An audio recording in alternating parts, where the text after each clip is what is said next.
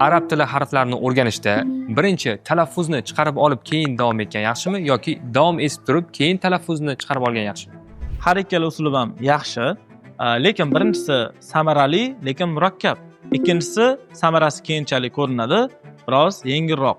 O'quvchilarning holati yoshiga qarab turib tanlashimiz mumkin. Men shaxsan o'zim ikkinchi usulni ko'proq qo'llayman. 29 ta arab harfini talaffuzini to'g'ri chiqarishlik uchun qancha vaqt kerak? Arab harflarining hammasi ham qiyin harf emas, shunchaki o'zbek tilida ushlamaydigan harflar biroz talaffuzi murakkabroq deyish mumkin. Muddatga keladigan bo'lsak, muayyan muddat yo'q.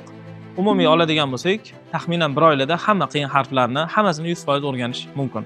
Insonning qobiliyatiga qarab bu yo qisqarishi yoki cho'zilishi ham ehtimoli bor.